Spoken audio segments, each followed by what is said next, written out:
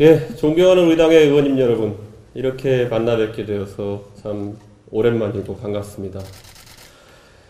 이 자리에 제가 서서 굳이 공개 발언을 요청하는 이유는 딱 한 가지입니다. 지금까지 당내의 오랜 불신과 그리고 반목으로 인해서 만약 우리가 고생했던 것이 있다면은 그것을 오늘 털어내기 위한 자리로 저는 이걸 생각했습니다. 그렇기 때문에 저는 이 발언이 가장 많은 분들에게 들리길 바랬고 무엇보다도 가장 내용 그대로 전달되기를 바랬습니다. 그만큼 오늘의 저희의 논의는 중요한 것이고 정권 창출을 바라는, 정권 교체를 바라는 많은 국민들에게 있어서 중요한 분수령이 될 것이라는 제 개인적인 확신이 있었습니다.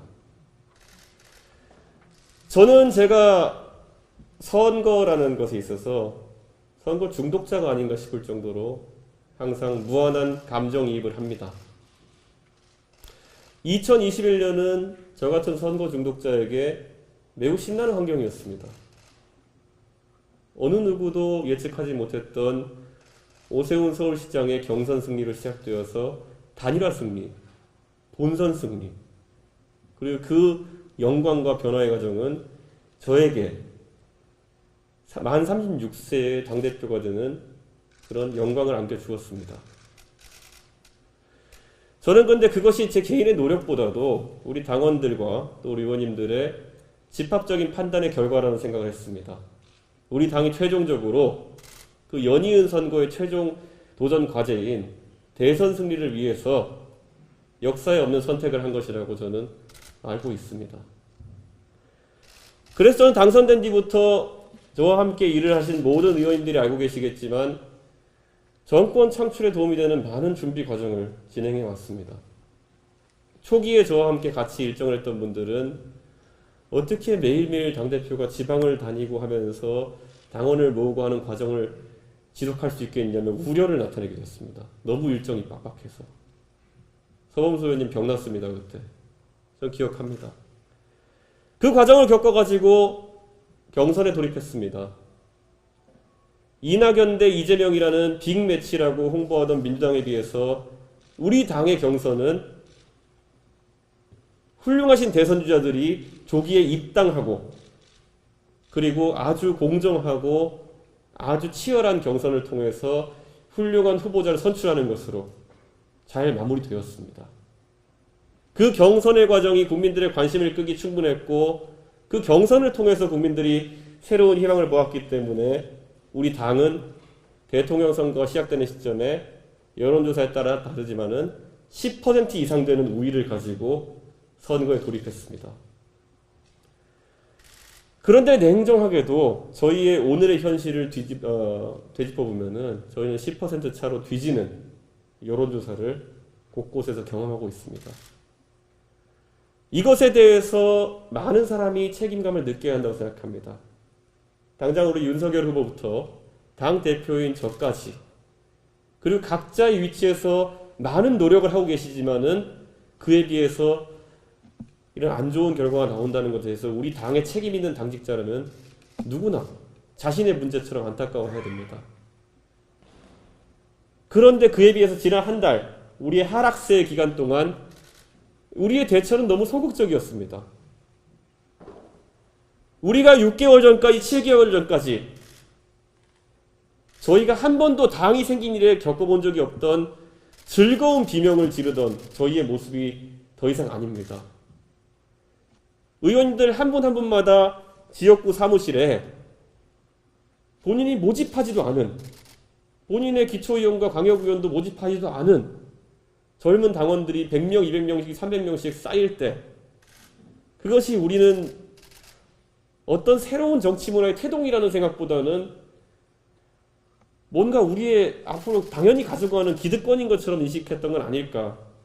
저는 그걸 우리가 되짚어봐야 된다고 생각합니다. 제가 언론에 나가서 했던 얘기 중에 세대 결합론이라는 얘기가 있습니다. 세대 포위론이라는 이야기도 있습니다. 이 세대 포위론이라는 것이 동작했던 것은 오세훈 서울시장 선거가 처음이었고 이것이 동작하는 방식은 간단합니다. 문재인 정부에 가장 실망한, 그래서 정권 교체론이 가장 높은 젊은 세대에 가장 중요하게 생각하는 것들을 우리 입으로 대신 이야기해주고 정책을 만들 때 그들은 가장 강하게 호응했습니다. 그래서 너무나도 즐거워서 코로나 시국이기 때문에 다른 곳에서는 의사소통하지 않더라도 가족마다 있는 단톡방에서 20대, 30대가 설득한 겁니다. 50대, 60대 부모를. 지금까지 우리 보수정당의 선거라고 하는 것은 부모 세대가 자식 세대를 설득하는 방식으로 여론의 전파가 이루어졌습니다. 근데 지금 이 선거, 코로나 국면에서 연말에 모임도 하지 못하고 여론 형성의 주 공간은 오히려 젊은 세대가 만들어 놓은 공간 속에서 많은 자료들이 만들어지고 그것이 부모 세대에게 전파되는 방식으로 이루어지고 있습니다. 오세훈 서울시장 선거에서 민주당의 말도 안 되는 생태탕 의혹을 막아냈던 것은 자신들의 선거라고 그걸 생각했기 때문에 열심히 자료를 찾아서 반박 자료를 만들고 인터넷상에 뿌리고 가족 단톡방에 그것을 뿌렸던 젊은 세대의 네거티브 대응이었습니다. 우리가 지금 반성해야 될 지점, 그리고 우리가 지금 선거에서 뼈아프게 느끼는 지점은 우리를 위해서 많은 자료를 만들어주고 방어해주고 온라인상에서 여론전을 펼쳐주던 젊은 세대가 왜 일순간에 실망해서 오히려 가족 단톡방에서 우리를 저주하는 이야기를 부모에게 전파하고 있느냐, 이 현실을 받아들여야 되는 겁니다. 저희는 여당에 비해서 조직도 약합니다. 이미 지방 조직과 관변단체를 상당수 장악한 민주당에 비해서 우리가 기댈 것이라고는 자발적인 젊은 세대의 참여의 문화입니다. 아시는 분은 아시겠지만은 이번 선거에서 저는 당연히 서울시장 선거와 전당대회에서의 그 파도가 민주당을 집어삼킬 것이라 예상하고 그 파도를 타기 위한 체계적인 준비를 해왔습니다.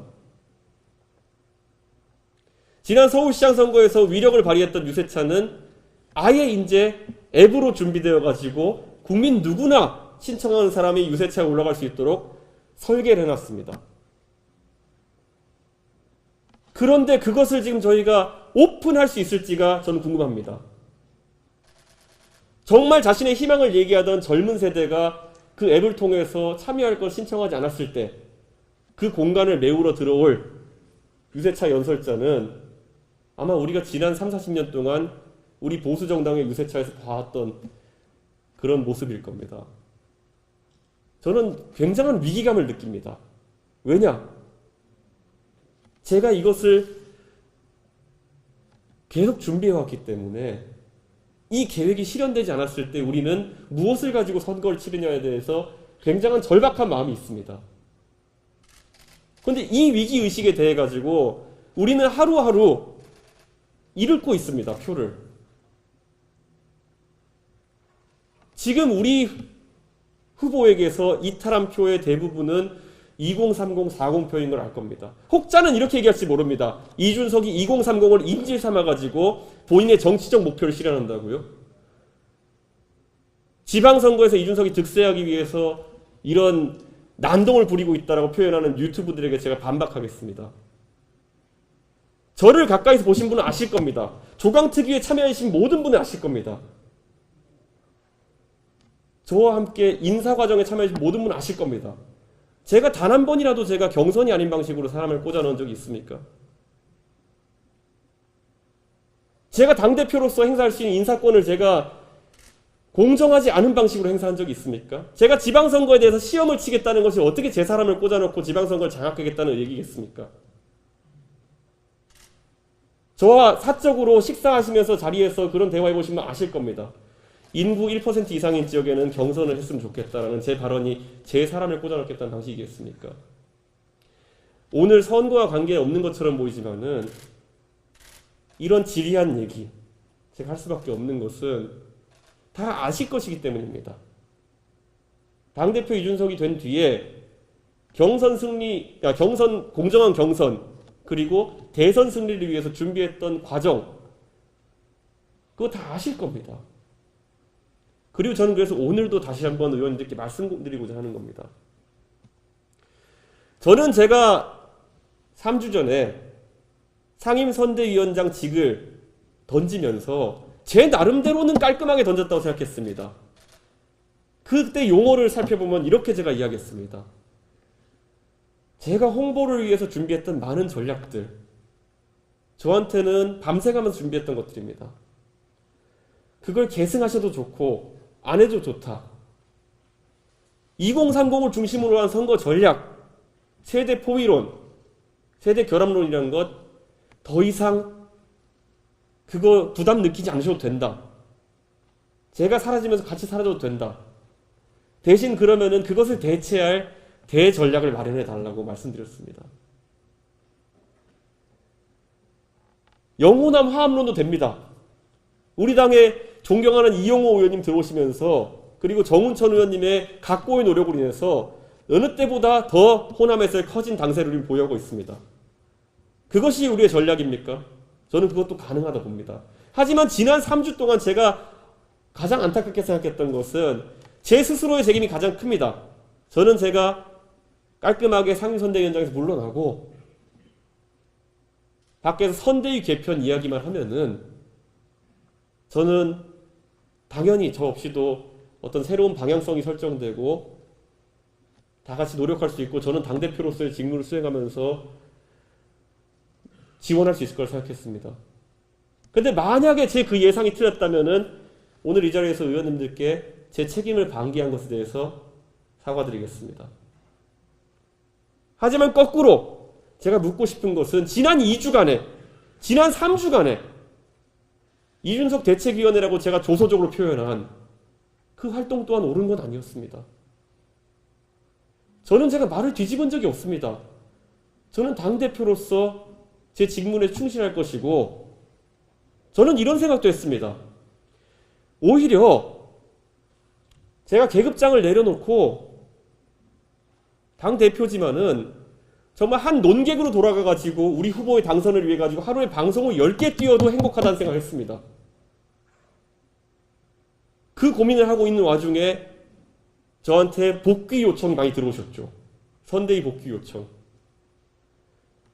저는 선대위 복귀할 수도 있었습니다. 제 정치적으로 민망한 상황을 극복하면서도 저는 선거 승리를 위해서 복귀할 수 있었습니다. 근데 그것이 본질이 아니지 않습니까? 지금 와서는 우리 후보께서도 선대위의 개편이 필요하다고 생각하고 더 일하는 방향으로 가서 후보를 지원하는 것이 중요하다고 생각하셔서 선대위 개편을 단행하셨지만은 우리는 어쩌면은 너무나도 당연히 의도는 좋았습니다.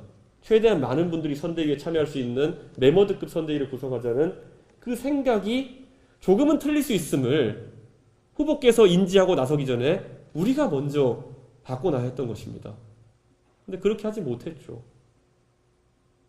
저는 그래서 지금도 이런 말씀 드리고 싶습니다. 제가 지난 2주 동안 선대위에 돌아올 수 없었던 이유는 어쩌면 많은 젊은 세대가 아직도 우리 당의 기대를 갖고 있기 때문에 저는 그들과 함께 가려고 했습니다. 제가 이 당의 선거 업무에 복귀할 때는 저 단순히 개인이 책임감에 의해서 복귀하는 그런 모양새보다는 당이 다시 젊은 세대가 지지할 수 있는 방식으로 변해서 그들이 오는 것이 중요하다고 생각했습니다. 그런데 과연 2주 동안에 무엇이 바뀌었을까요? 저는 그래서 오늘도 저는 여러분께 의원님들께 호소하고 싶습니다. 지금 본질은 이준석의 사과와 반성을 시작으로 해서 젊은 세대가 다시 우리 당에 돌아올 수 있도록 하는 것입니다. 그간의 인재 영입에 있어가지고 다소간의 소통이 부족했다 그러면은 제가 사과해도 됩니다. 제가 젊은 세대의 대표로 제가 대표로서 조금 더 당무에 집중하지 못해서 제가 적극적으로 의견 개진을 못해서 후보께 말씀 못 드렸다. 그런 형식적인 게 중요한 게 아닙니다. 저는 할 수 있습니다. 할 의향이 있고 그렇게 살 겁니다. 저는. 근데 지금 되게 중요한 거는 그들이 바라는 것은 대변화입니다. 저는 그래서 어제 후보께서 하신 말씀에 대해서 굉장히 긍정적으로 평가한다고 제가 첫 반응을 내놨습니다. 후보께서 어제 하신 말씀에 보면은 2030 세대에 대해 가지고 본인께서 잘못 생각하고 있던 부분에 대해서 참 어려운 말씀이었겠지만은 잘 했습니다. 앞으로 2030과 잘 접촉해서 잘 이제 해보겠다는 의지의 표명, 좋은 시작이었습니다. 저는 그걸 이어나가고자 했습니다.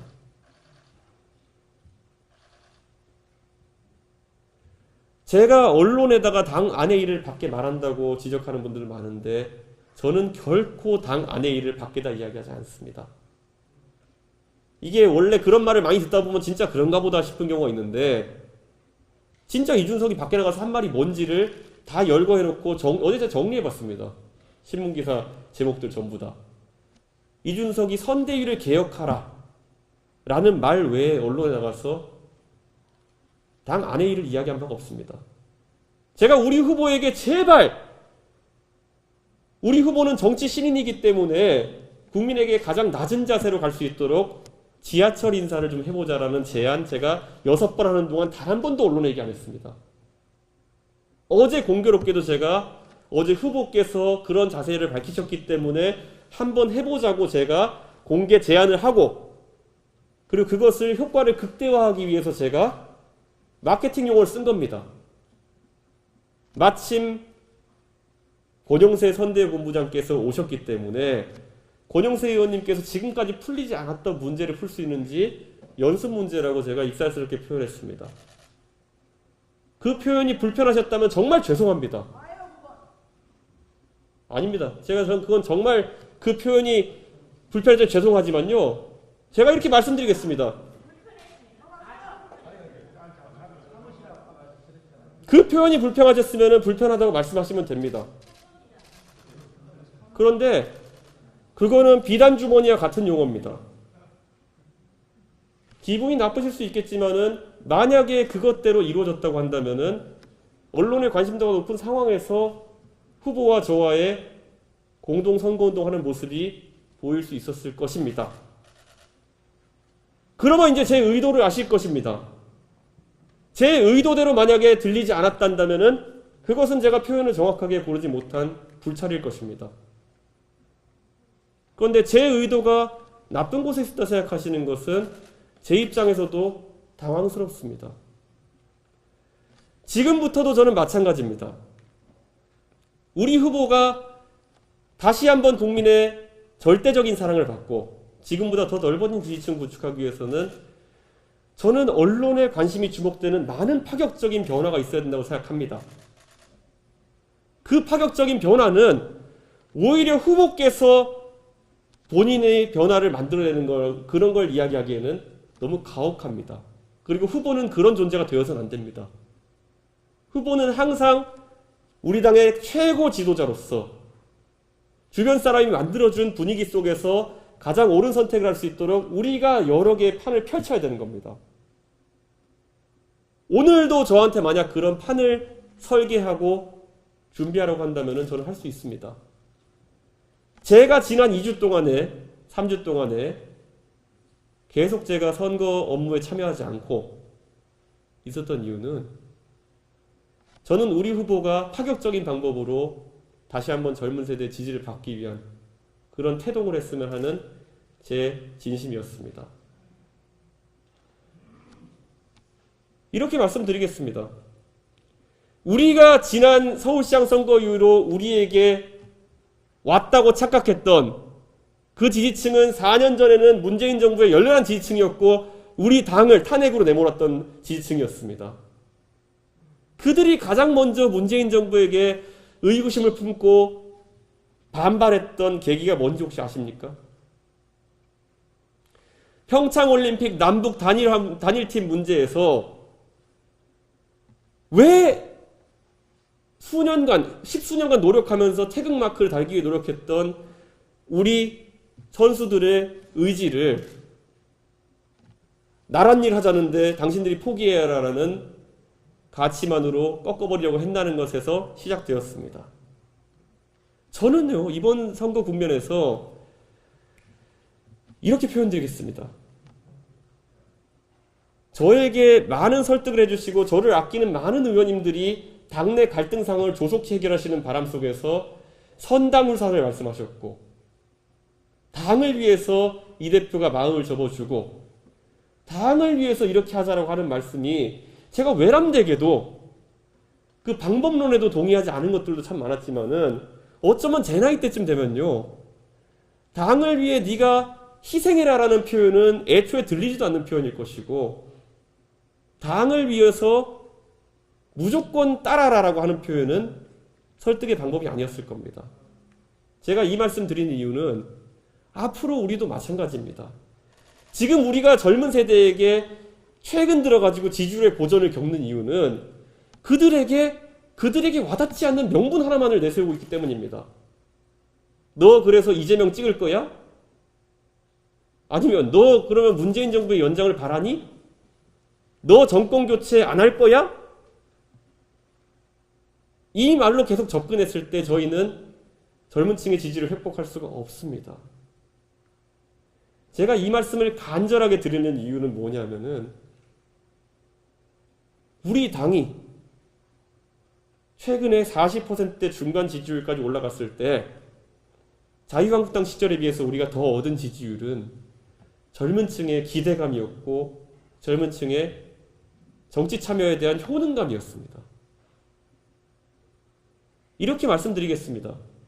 만약 오늘 의원총회에서 존경하는 의원님들께서 의견을 모아서 이준석의 복귀를 명령하신다면은 저는 지정해 주신 어떤 직위에도 복귀하겠습니다. 하지만 그 방식으로는 절대 우리가 대선 승리를 위해서 확보해야 되는 젊은 층의 지지는 제가 같이 가지고 가지 못합니다. 그리고 그게 마지막일 겁니다.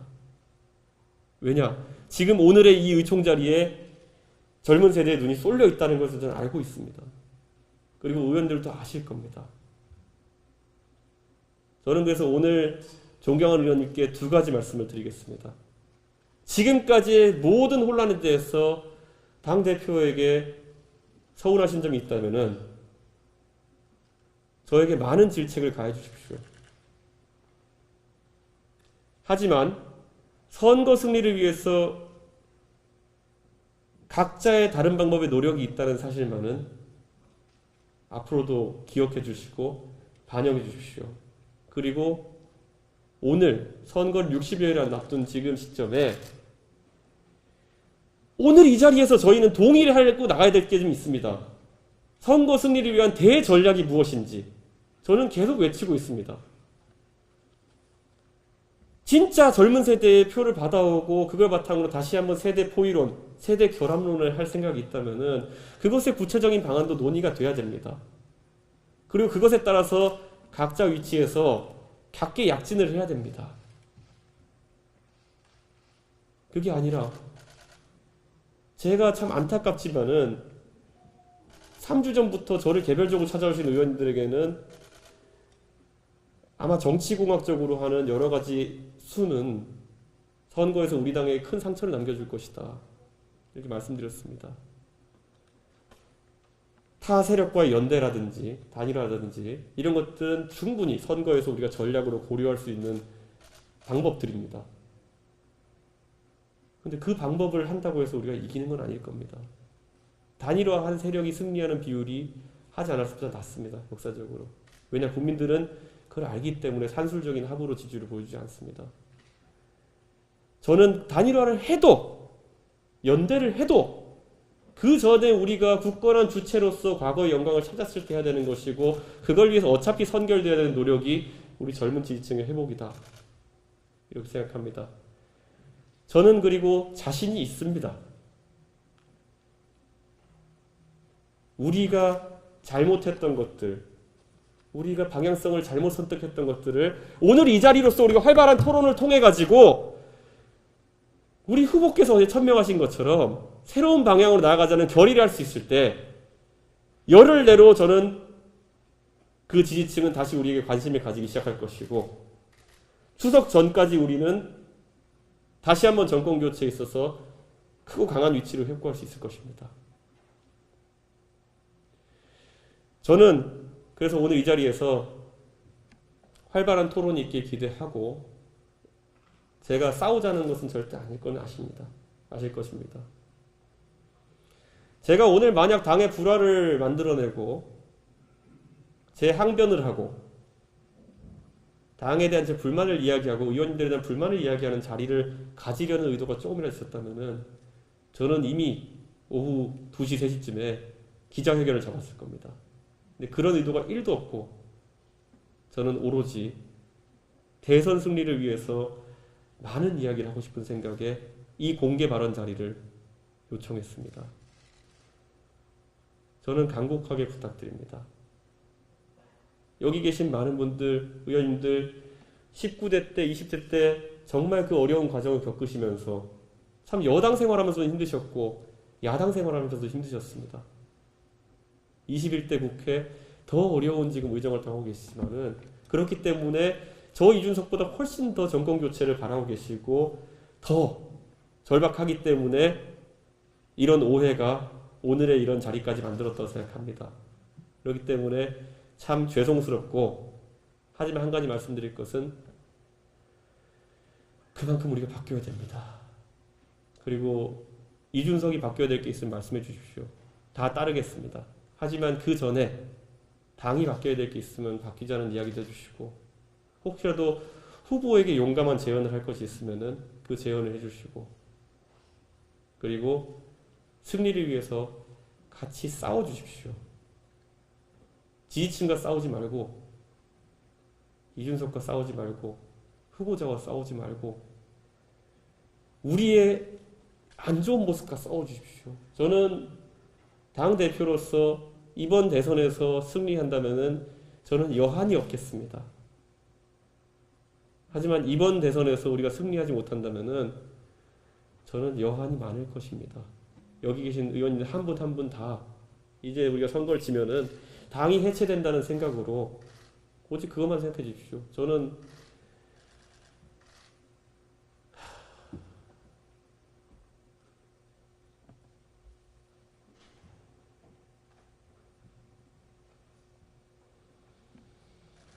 우리가 민주당보다 못한 게 뭡니까? 이재명이 탈모 공약 만들었다고 해서 뭐 그렇게 대단합니까? 그거 이미 예전에 하태경 의원이 다 고민하시던 건데 우리는 조금 더 국민을 생각하고 현실적이기 때문에 내지 못했던 겁니다. 이종석 의원님 안 오셨나? 이종석 의원님이랑 저랑 고민하던 장애인 관련 공약들 저상버스 확대하자 특별교통수단 확대하자 이런 것들이 더 대한민국을 위해서 중요한 그런 공약들입니다. 송원석 의원님 준비하고 계시던 그 공약 아니 그 작전 민주당에 무슨 쌀집 아저씨가 가고 뭐 한다 하더니 우리가 우월한 계략을 가지고 있습니다. 다 준비되어 있습니다. 오직 하나 우리가 단결돼 가지고 선거 승리를 가겠다는 그런 마음만 우리가 모을 수 있으면은 내일부터 치고 올라갈 수 있고 저는 오늘 꼭 그런 회의가 됐으면 좋겠습니다. 감사합니다.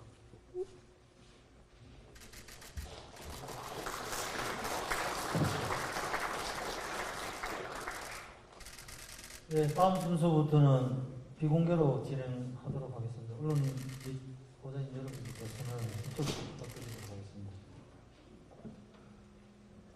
협조 좀 부탁드리겠습니다.